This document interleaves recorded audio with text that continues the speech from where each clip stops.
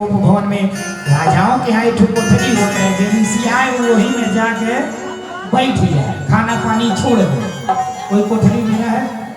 अब जब सूचना मिला राजा दशरथ जी गए और जाकर के कैकेयी से पूछे। कैकेयी को बहुत मानते थे राजा दशरथ, हाँ सब रानियों से ज्यादा मानते थे। अब कैकेयी से पूछे, देवी तुम क्यों इस तरह हो, इसका कारण मुझे बताओ। कैकेयी बहुत देर बाद बोली कि दो वरदान मेरा आपके पास अधूरा, आज वो समय आ गया और दोनों वरदान मुझे चाहिए। दशरथ जी बोले कि बताओ देवी। अब कैकेयी कही कि एक नंबर पर भरत को राजा बनाना है, भरत को राजगद्दी। अब भरत अपने ननिहाल में गए थे। दूसरे नंबर पर राम को 14 बरस के लिए वनवास, तापस वेश सुवेश शेष उदासी, 14 बरस राम वन। कैकेयी बोल दी। अपने सीने को पकड़ करके दशरथ जी कराहने लगे, कहे देवी अरे भरत को राजगद्दी मांग लो थी, लेकिन राम को 14 वर्ष के लिए वनवास। राम मेरा प्राण है, यदि राम नहीं रहेगा मैं जीवित नहीं रहूंगा। छोड़ दो, मेरे प्राण छोड़ दो। नहीं तो अगर राम को वनवास दोगी तो ये सिंदूर तुम्हें लगाने को अवसर नहीं मिलेगा, सिंदूर लगाने का अवसर नहीं मिलेगा। इसलिए राम की राजगद्दी तो ठीक, लेकिन भरत की राजगद्दी ठीक, लेकिन राम को वनवास नहीं। लेकिन कैकेयी नहीं मानी। अब इधर राजा दशरथ गिरे और गिरने के बाद अचेत अवस्था में राम जी को पता चला। राम जी वनवास की तैयारी करने लगे, साथ में जनक नंदिनी सीता मां और लक्ष्मण जी कहे भैया मैं भी आपका सेवक हूं, मैं भी साथ चलूंगा। राम लक्ष्मण सीता वनवासी रूप धर करके माता कैकेयी, कौशल्या, सुमित्रा आदि सबको प्रणाम किए और प्रणाम करके आर्य सुमंत भगवान को ले जाकर पहुंचाने लगे। भगवान निकल लिए। मन सपना के महल बनावे, अरे मन सपना के महल बनावे, अरे दुनिया चलावे, जिंदगी आके खेला समझ में आवे, जिंदगी आके खेला समझ में आवे। आरे मन सपना के महल बनावे, मन सपना के महल बनावे, अरे दुनिया चलावे, जिंदगी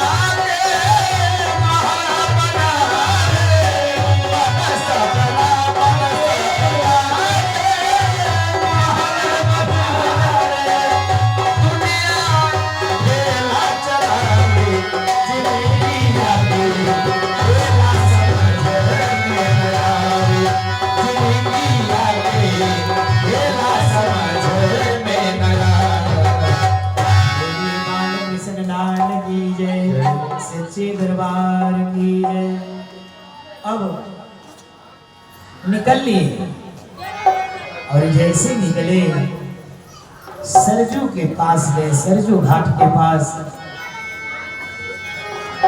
वहां नाव लेकर के केवट उस पार खड़ा था। भगवान ने आवाज दिया नाव केवट को। केवट ने कहा आया, उस पार से इस पार आया। आने के बाद लेकिन कहा भगवान पहले आपका मैं पैर धोऊंगा और पैर धोने के बाद मैं अपने नौका में बैठाऊंगा, क्योंकि आपके पैरों में जादू है। आप सुना है कि पत्थर को छूते हैं तो नारी बन जाती, अगर हमारी नैया को छू दिए तो कहीं मेरा नैया भी नारी हो जाएगा, चाहे नैया भी पत्थर हो जाएगा, तो मेरा जीविका कैसे चलेगा। इसलिए चरण तो मैं धुलवाऊंगा तभी बैठाऊंगा। कठार में जल लेकर के वह केवट बेचारा भगवान के चरणों को धोता है और चरणों को धो करके नाई में बैठाता है और बिठा करके उस पार ले जाता। और जब उस पार ले जाकर के उतारता है तो खेवाई, भगवान कहे खेवाई, उसने कहा प्रभु अरे एक खेवनहार आप हैं और एक खेवनहार मैं इस नौका को चलाता हूं इस छोटी सी नदी में, और आप पूरे भवसागर के खेवैया हैं, पूरी संसार सृष्टि को चलाते हैं। तो भला एक नाय खेने वाला दूसरे नाय खेने वाले से मजदूरी लेगा, भाड़ा लेगा? नहीं। ऐसे करके भगवान वहां से निकले और निकल करके परमात्मा पंचवटी में गए। पंचवटी में पहुंचे और कुटिया का निर्माण किए। पंचवटी में एक कुटिया बनाई और जब कुटिया बनाए तो वहां बनदेवी प्रकट हुई। बनदेवी, जब बनदेवी प्रकट हुई, बनदेवी ने कहा प्रभु मैं आपका क्या स्वागत करना चाहता हूं, क्या कर सकती हूं? भगवान ने कहा बनदेवी यहां से वहां तक जितना मैं चल के आया हूं इस रास्ते को एकदम सुंदर कर दो, मखमली कर दो, पुष्प बिछा दो, क्योंकि मेरा भाई भरत मुझसे मिलने आएगा। और जब मिलने आएगा ना तो मेरे भाई भरत के पैरों में कहीं जितनी कंटक या जितनी गड़ने वाली वस्तु है वो लगेगा तो वो सोचेगा कि मेरे भैया इसी रास्ते गए हैं, तो उसको बहुत पीड़ा होगी, वो सोचकर बर्दाश्त नहीं करेगा। इसलिए इतना कोमल कर दो इन रास्तों को कि भरत के आने के बाद एहसास हो कि इसी कोमल रास्ते मेरे भैया बन को गए।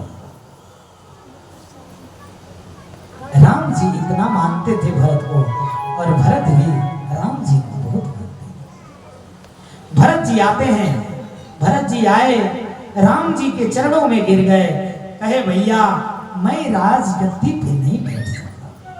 चरणों में गिर गए, रोने लगे और अंततः भगवान के चरण पादुका को लेकर के भरत जी, चरण पादुका को लेकर के भरत जी अयोध्या में गए और उस सिंहासन पे भगवान के चरण पादुका को रख करके 14 वर्ष राज्य को चलाए भरत जी।